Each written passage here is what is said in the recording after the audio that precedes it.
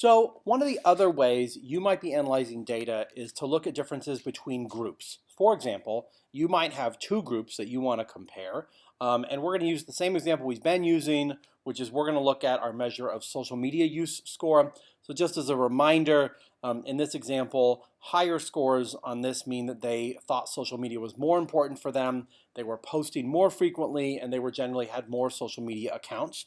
And lower scores meant the opposite, fewer social media accounts, fewer use, and less important in the use of social media. And let's say I want to know whether or not there's a difference between men and women, for example. So here's what I'm going to do. I'm going to go back to my data set here. I'm going to scroll down to the bottom. I'm going to make sure I've got all of my numbers here. Hold on, I'm going to get rid of what we had from before. You should, of course, save all of your data, but I'm going to highlight all the scores that I have for all my participants. I'm going to come all the way across. There we go. Then I need to sort it. I need to divide my participants between male and female. Now, you may also have participants who are non-binary, for example, or who are identified as trans, non-binary, or gender non-conforming, or something like that. Unless you've got more than 10 participants, you probably who are non-binary, you cannot analyze them as a separate group, okay? So for most purposes, unless you have specifically gone out to collect data on people who are non-binary, you are only going to be able to analyze the difference between men and women. So I'm going to go to the Data tab up at top. I'm going to select Sort the Range. This is going to allow me to highlight and separate out all of my data. So I'm going to select by gender. This is then going to sort my data into male, so females on the top because it's going to be alphabetical. Male's going to be second.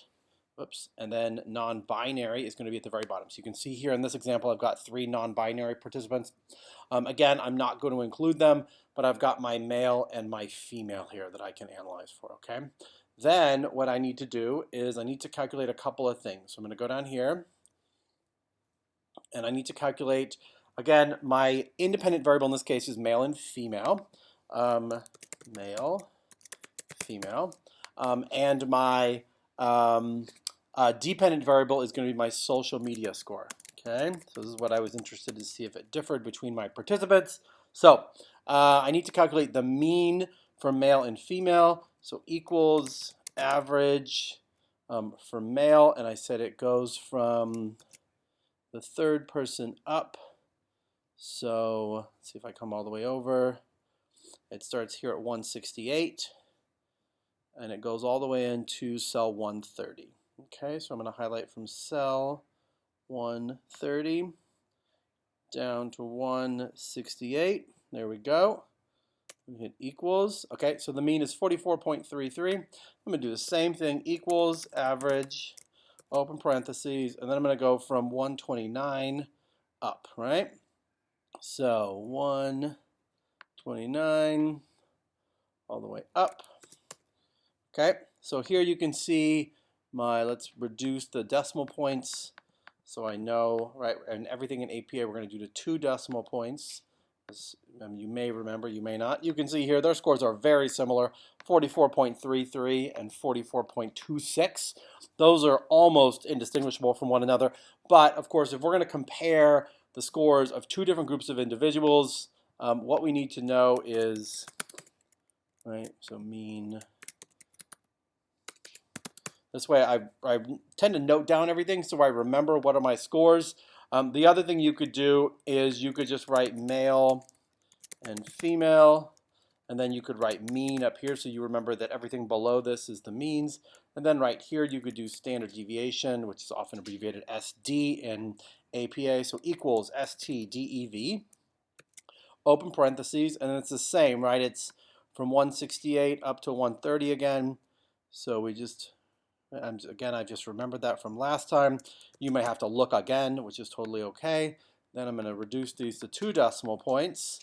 9.99 is standard deviation equals STDEV, open parentheses.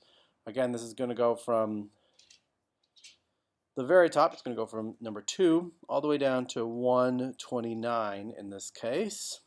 Again, you may have to look over to see which those are. There we go. We've got 9.85. Again, those are very similar to each other. 9.86 once we round. The next thing we need to know is to run the t-test. So there are a couple of ways that we can do this. One of the ways that we can do this is using, there's a test calculator. Let's see here. I'm going to go back just so I find the name of it, and I'll post the links here so that you see them, so you know how to use these calculators. You may already know how to do t-test calculations in Excel. There is a built-in calculator in Excel. So if you have Excel, that actually is an easy way to do it. But let's scroll down.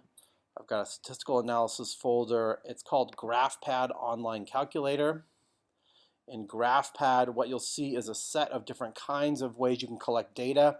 So what we have, so we're going to do a t-test, right? A t-test compares two groups on one dependent variable that you have. So we have continuous data. We've got a t-test right here. We're going to select continuous data.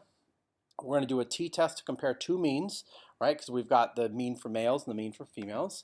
We hit continue. Now, you can do it one of two ways.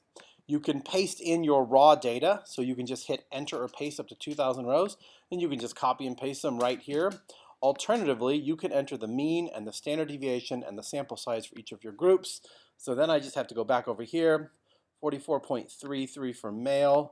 So I'm going to change the title up here to male, this one to female, 44.33, yeah, and 44.26 for, let's see, what did I say? 44.33 for male. Let's make sure I got this right, yep, and 44.26 for female.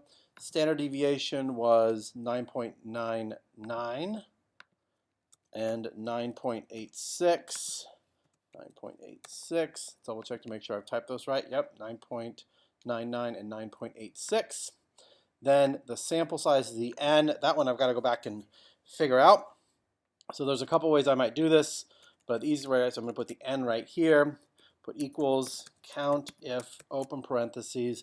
You may remember this from the earlier video, and I'm going to type in, let's see here, male in quotes.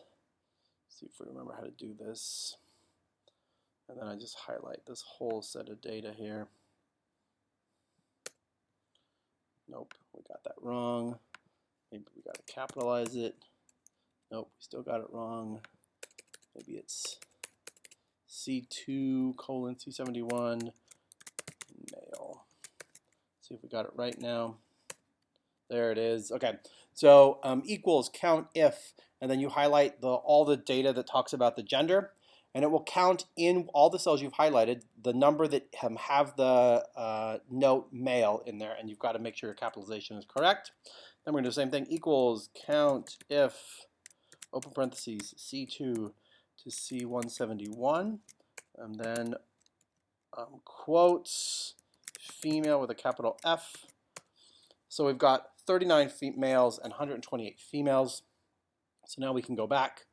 We've got, what did I say, 39? You'd think I would just have remembered that. 39 males and 139 females. No, 128. This is why we always got to check our numbers.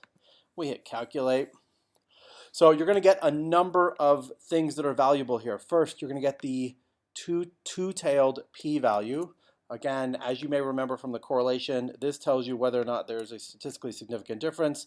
Your p-value is 0.9692. That is really high. That is almost equal to 1. That means this is considered to be not statistically significant. There is no difference between the males and females in their social media scores, which is not surprising.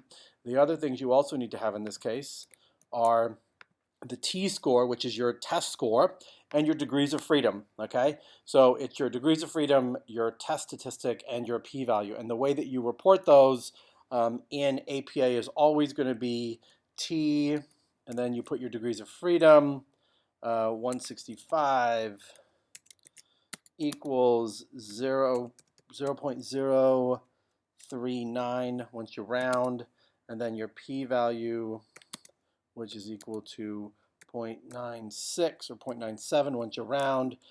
So this is how you're going to report, right? It's your degrees of freedom, your test statistic. In this case, it's called a t-test statistic because we're doing a t-test, and then your p-value. And this is not statistically significant, which means that there's no difference in the social media scores between males and females, for example. And you can do this for any variable where you have two groups you want to compare. Hopefully that gets you started. Let me know if you have any questions.